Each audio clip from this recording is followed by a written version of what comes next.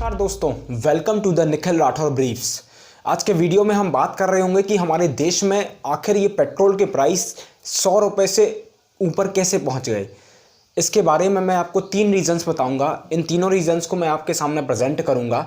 आगे बढ़ने से पहले make sure to subscribe this channel and hit the like button, ताकि मैं ऐसे ही इंस्पिरेशनल वीडियोस आपके सामने प्रेजेंट करता रहूं।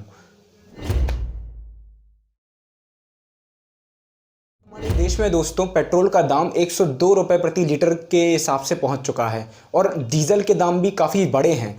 अगर मैं आपको स्टैट्स बताऊं दोस्तों, तो मार्च 2020 के मुकाबले इस वक्त जिस रेट पे पेट्रोल और डीजल बिक रहा है ना, उसमें डिफरेंस है 20 रुपये तक का। अब आपको कुछ स्टैट्स बताता हूं। हमारी इकोनॉमी का बहुत बड़ा पार्ट जो है वो कहीं ना कहीं कच्चे तेल पे डिपेंडेंट होता है। अब हो क्या रहा है कि 2013-14 में ये डिपेंडेंसी 77% थी। 2015 में एक स्टेटमेंट पास किया गया था हमारे पार्लियामेंट के द्वारा, जिसमें बोला गया था कि हम 2015 से लेके 2022 तक आते आते इस क्रूड ऑयल को इंपोर्ट को लगभग 63% तक घटा देंगे। मतलब जो हम 77% इंपोर्ट करते थे 2013-14 में, वो अब 2022 तक आते आते 63% इंपोर्ट होगा। मतलब हम कुछ दूसरे ज़रिए निकालेंगे। लेकिन कहानी कुछ और ही रही है दोस्तों। 2018-19 में लगभग 83% of our crude oil was imported. तो सरकार अपनी बातों पे खड़ी नहीं उतरी। प्राइस बढ़ने का सबसे पहला रीज़न है दोस्तों टैक्सेस। हमारी गवर्नमेंट पहले के मुकाबले काफ़ी ज़्यादा टैक्सेस कट कर रही है कच्चे तेल से। एक्चुअली हो क्या रहा है दोस्तों कि कोरोना वायरस आने के कारण 2020 में गवर्नमेंट को काफ़ी ज़्यादा नुकसान हुआ और इस नुकसान को कहीं ना कहीं ओवरकम करने के लिए गवर्नमेंट ये टैक्सेस पेट्रोल और डीजल पे बढ़ा रही है।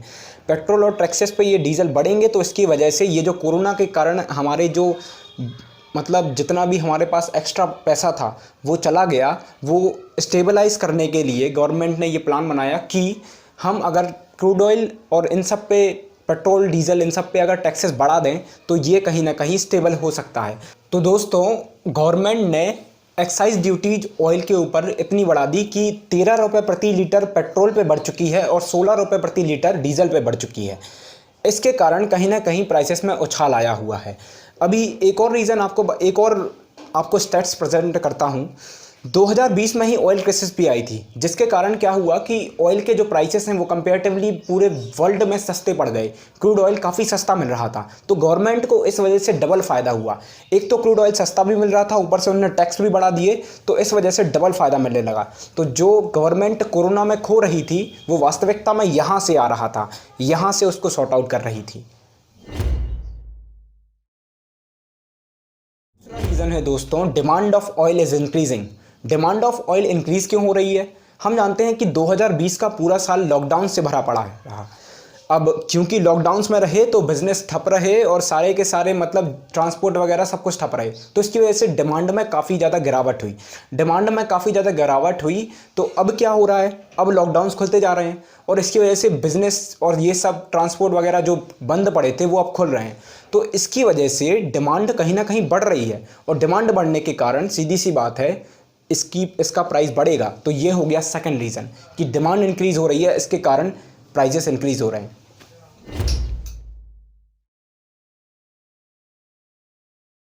तीसरा रीज़न है दोस्तों OPEC countries.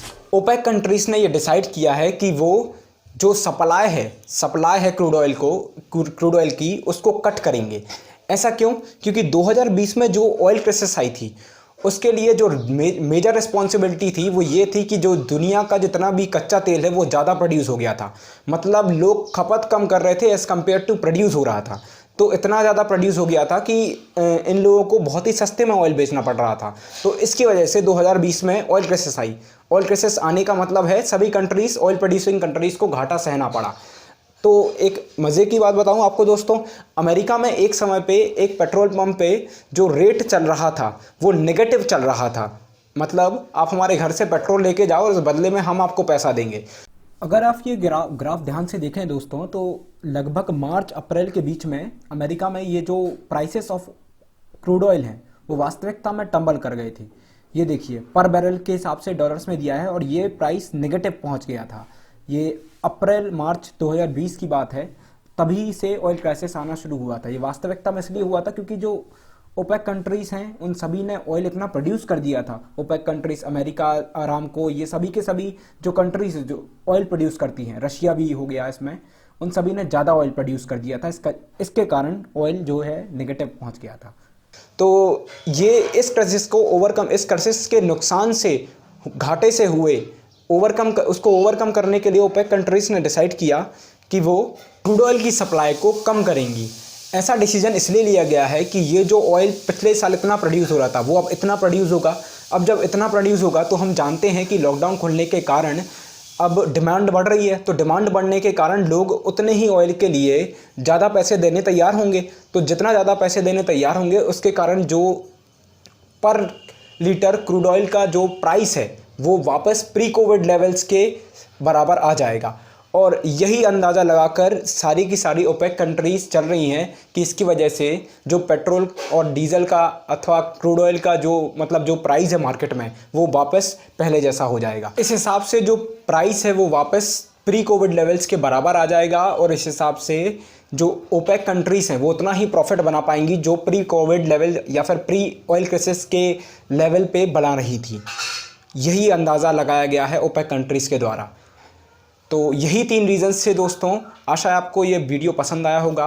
Make sure to comment कि कैसा था ये वीडियो, और साथ में आप कमेंट में यही बता सकते हैं कि अगला वीडियो मुझे किसके ऊपर बनाना चाहिए। तब तक के लिए धन्यवाद।